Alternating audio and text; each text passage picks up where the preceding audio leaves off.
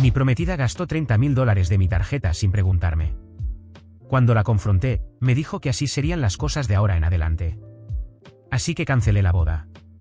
Desde que conocí a Sofía, pensé que había encontrado a la mujer de mis sueños. Era hermosa, inteligente y tenía una chispa que me hacía sentir afortunado. Después de 2 años de relación, decidí dar el siguiente paso y le propuse matrimonio. Todo parecía perfecto, al menos hasta hace unas semanas.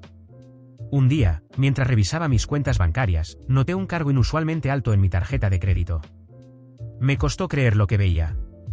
Había un gasto de $30.000 en un centro comercial de lujo. Pensé que debía ser un error, así que llamé a mi banco para aclarar la situación. Pero no, el gasto era real y lo había hecho Sofía. Cuando llegué a casa esa noche, traté de mantener la calma. Pensé que habría alguna explicación razonable, tal vez una emergencia o algo importante.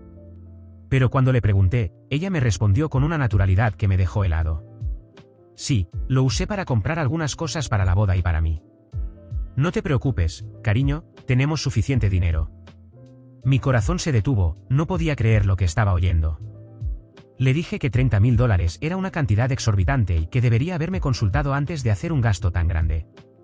Su respuesta fue lo que realmente me hizo darme cuenta de la situación en la que estaba metido. Me miró fijamente con una sonrisa burlona.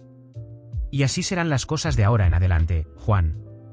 Yo tomaré decisiones por los dos porque sé lo que es mejor para nosotros. No podía creerlo. ¿Desde cuándo Sofía se había vuelto tan arrogante y controladora? Mi mente comenzó a correr a 1000/H. ¿Realmente quería pasar el resto de mi vida con alguien que pensaba que tenía el derecho de gastar nuestro dinero sin siquiera consultarme? Esa noche no pude dormir. Me levanté varias veces pensando en la boda, que estaba a solo una semana de distancia. Pensé en el dinero que habíamos invertido, en los invitados que ya habían confirmado su asistencia, en nuestras familias que estaban emocionadas. Pero lo que más me preocupaba era cómo sería mi vida si seguía adelante con esto. Al día siguiente, confronté a Sofía de nuevo. Le dije que no podía aceptar lo que había hecho y que necesitábamos hablar seriamente sobre nuestras finanzas y nuestra relación. Ella se rió, me dijo que estaba siendo dramático y que un verdadero hombre sabría cómo manejar a su esposa. Fue entonces cuando me di cuenta de que no había marcha atrás. No podía seguir con esto. Esa misma tarde comencé a pensar en cómo cancelaría la boda. Sabía que sería un escándalo, que las familias se enfurecerían, que perderíamos mucho dinero. Pero también sabía que era la única opción que me quedaba si quería salvarme a mí mismo. El día antes de la boda, tomé la decisión final. Le pedí a Sofía que nos encontráramos en un café para hablar. Cuando llegó, estaba radiante, hablando emocionada sobre la ceremonia del día siguiente. Pero cuando le dije que había decidido cancelar la boda, su cara se transformó. Nunca había visto tanto odio en sus ojos. Después de decirle a Sofía que había decidido cancelar la boda, el silencio que siguió fue ensordecedor. Por un momento, parecía paralizada, como si las palabras que acababa de pronunciar hubieran golpeado su corazón con fuerza. Pero pronto su expresión cambió, y una sonrisa fría y calculadora apareció en su rostro. No vas a cancelar nada, Juan, dijo con una voz tan suave como peligrosa. No después de todo el esfuerzo que he puesto en esto. Esta boda se va a realizar, quieras o no. Estaba preparado para enfrentar su ira, lágrimas, o quizás una discusión, pero su frialdad me tomó por sorpresa. Sentado en esa mesa del café, me di cuenta de que no conocía a la mujer que estaba frente a mí. O tal vez nunca había prestado suficiente atención a quién era realmente Sofía. Ya no estamos comprometidos, Sofía. He tomado mi decisión. Lo que hiciste fue inaceptable, y no podemos seguir así. Intenté mantener la calma, pero mi voz temblaba. Ella inclinó la cabeza, como si estuviera analizando cada palabra, cada vacilación. Después de unos segundos, se levantó, tomó su bolso y, antes de irse, me lanzó una última mirada. Esto no ha terminado, Juan. Te arrepentirás de humillarme de esta manera. No pude responder. Me quedé sentado allí, mientras la puerta del café se cerraba detrás de ella. Mi mente estaba a 1000 por hora, y un sentimiento de inquietud comenzó a crecer en mi pecho. No sabía exactamente qué significaban sus palabras, pero algo estaba claro, Sofía no iba a aceptar esta decisión tan fácilmente. Los días siguientes fueron un completo caos. Primero, tuve que lidiar con las familias. La mía estaba en shock, pero al final entendieron que había hecho lo mejor para mí. En cuanto a la familia de Sofía, bueno, las cosas no fueron tan sencillas. Recibí decenas de llamadas y mensajes de sus parientes, algunos rogándome que reconsiderara, y otros amenazándome de diversas maneras. Parecía que todo el mundo tenía algo que decir sobre mi decisión, pero ninguna palabra me hizo reconsiderar. Sin embargo, la verdadera tormenta estaba por comenzar. 2 días después de nuestro encuentro en el café, empecé a notar que algo andaba mal. Mi teléfono no paraba de vibrar con mensajes de amigos y conocidos preguntando qué estaba pasando. Cuando abrí las redes sociales, vi que Sofía había publicado una larga historia detallando nuestra relación, o mejor dicho, una versión distorsionada de ella. En su relato, yo era el hombre controlador e insensible que la había abandonado días antes de la boda por razones triviales. Ella se mostraba como la víctima perfecta, una mujer enamorada que había sido cruelmente traicionada por el hombre al que amaba. La respuesta en línea fue masiva. Personas que ni siquiera conocía comenzaron a enviarme mensajes llenos de odio, llamándome de todo. La historia se extendió rápidamente, y en cuestión de días, me convertí en el villano de una narrativa que no tenía control alguno. Incluso mi trabajo comenzó a verse afectado, mis compañeros de trabajo empezaban a mirarme de manera diferente, y hasta mi jefe hizo un comentario velado sobre conducta inapropiada. Sabía que Sofía era capaz de manipular las cosas a su favor, pero nunca imaginé que llegaría tan lejos. Sentado en mi apartamento, leyendo cada mensaje y comentario, me di cuenta de que estaba en una encrucijada. Podía quedarme en silencio y esperar a que la tormenta pasara, o podía enfrentarla directamente. Opté por la segunda opción. Tomé el teléfono, y en lugar de llamar a amigos o familiares, contacté a un abogado. Sabía que las cosas podían empeorar, y necesitaba estar preparado. Le expliqué la situación, y su primera recomendación fue simple: reúne todo. Mensajes, capturas, cualquier cosa que pruebe que su historia es falsa. Durante la siguiente semana, eso fue lo que hice. Reuní todas las conversaciones que demostraban lo razonable que había sido, todas las veces que intenté hablar sobre el futuro de nuestra relación, todos los gastos absurdos que había hecho sin siquiera consultarme. Mi abogado me dijo que todo eso podría ser útil, especialmente si las cosas llegaban a los tribunales. Empecé a sentirme más seguro, hasta que recibí un mensaje de un número desconocido. ¿Pensaste que sería tan fácil, Juan? Esto recién empieza. El mensaje me dio escalofríos, pero lo ignoré. Pensé que solo era otra provocación. Sin embargo, esa noche, cuando llegué a casa, noté que alguien había forzado la cerradura de mi puerta. Me quedé inmóvil por un momento, escuchando cualquier sonido dentro del apartamento. Nada. Entré lentamente y, para mi alivio, todo parecía estar en su lugar. Pero al caminar hacia el dormitorio, noté algo extraño. En el espejo del armario, había un mensaje escrito con lápiz labial rojo. Te lo advertí. Mi corazón latía con fuerza. Sofía había llevado la situación a un nivel completamente nuevo. Había entrado en mi apartamento, y no tenía idea de hasta dónde estaba dispuesta a llegar. Llamé a la policía de inmediato, y vinieron a investigar, pero sin pruebas concretas, no pudieron hacer mucho. La sensación de estar siendo vigilado comenzó a atormentarme. Los días se arrastraban, y con cada nueva amenaza, con cada mensaje siniestro, sentía que Sofía estaba más cerca de mí de lo que podía imaginar. Sin embargo, al mismo tiempo, mi determinación crecía. Sabía que si retrocedía, ella ganaría. Y no estaba dispuesto a darle ese poder. Entonces, una noche, recibí una llamada de un amigo en común. Me contó que Sofía estaba planeando algo grande, algo que podría destruirme por completo. Estaba reuniendo testigos, inventando mentiras, y amenazaba con llevar todo esto a la luz pública de una manera que acabaría con mi reputación por completo. En ese momento, supe que el enfrentamiento final estaba cerca. Y sabía que, para ganar esta batalla, necesitaría algo más que pruebas. Tendría que estar un paso por delante de Sofía. Después de aquel mensaje siniestro escrito con labial en el espejo, supe que la situación con Sofía estaba completamente fuera de control. La sensación constante de estar siendo vigilado, de que ella podría aparecer en cualquier momento, empezó a atormentarme. No podía seguir viviendo con ese miedo. Así que decidí actuar. Pasé la tarde investigando y compré un sistema de cámaras ocultas para instalar en mi apartamento. No quería nada obvio, por supuesto. El plan era captarla entrando de nuevo en mi casa sin permiso, con la esperanza de obtener pruebas contundentes. No quería dejar ningún cabo suelto. Las cámaras eran pequeñas y discretas, pero de excelente calidad.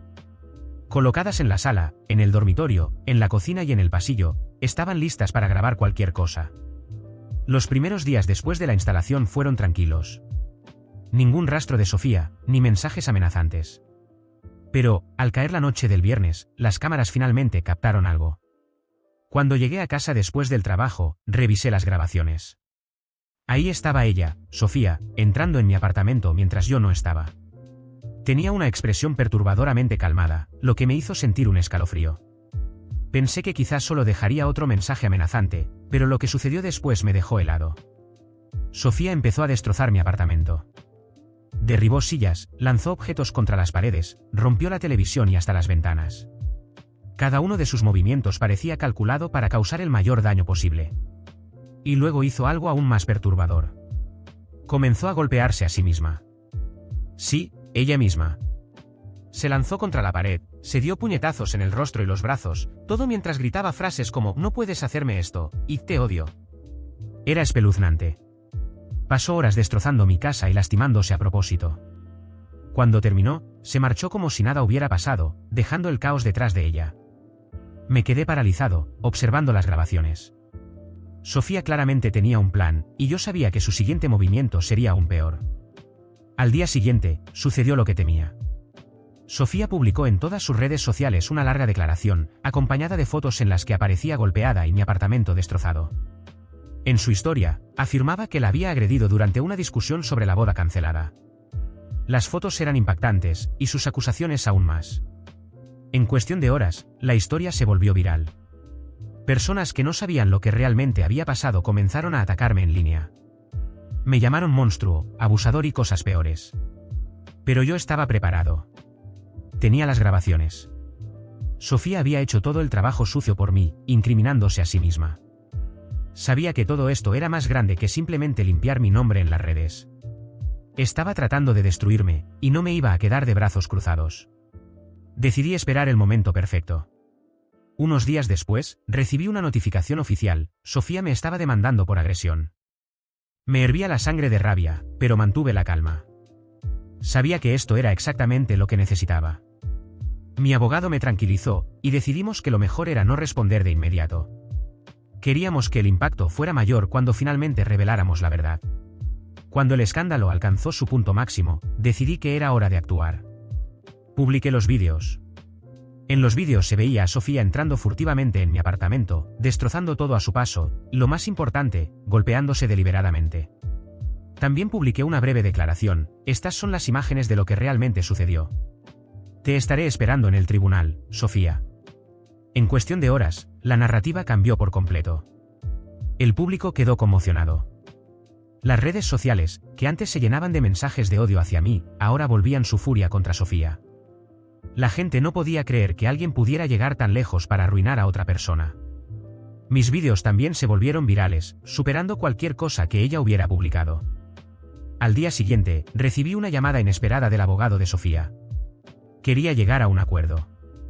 Sabía que las posibilidades de ganar en el tribunal ahora eran prácticamente inexistentes. Ofreció un acuerdo económico para que retirara las acusaciones y evitáramos el juicio. Pero a esas alturas, yo ya no estaba interesado en el dinero. Lo que Sofía había hecho era mucho más grave que cualquier acuerdo financiero. No solo había intentado destruir mi reputación, sino que había mentido descaradamente a todos los que nos rodeaban, difamándome y tratando de arruinar mi vida. Agradezco la oferta, respondí con calma, pero prefiero que esto se resuelva en el tribunal. La sorpresa en la voz del abogado era evidente. Sabía que no había mucho más que hacer. Mi decisión estaba tomada. Las semanas siguientes fueron una montaña rusa emocional. Se fijó una fecha para el juicio, y la expectativa creció enormemente. Todos los ojos estaban puestos en nosotros. La defensa de Sofía intentó argumentar que los vídeos no contaban toda la historia, pero era imposible negar la evidencia clara de que ella había planeado todo. Cuando el juez vio las grabaciones, su expresión se volvió grave.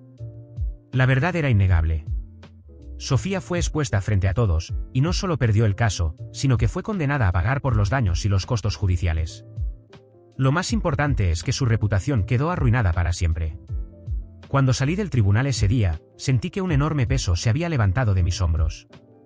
Finalmente, estaba libre de su manipulación. Sofía tendría que enfrentar las consecuencias de sus propias mentiras. La justicia había prevalecido, y yo había luchado hasta el final para probar mi inocencia. Después del juicio, cuando se dictó la sentencia, sentí una mezcla de alivio y agotamiento.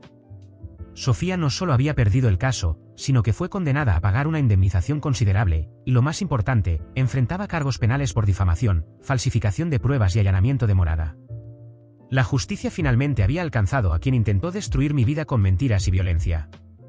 Pocos días después, recibí la noticia que había estado esperando: Sofía había sido arrestada.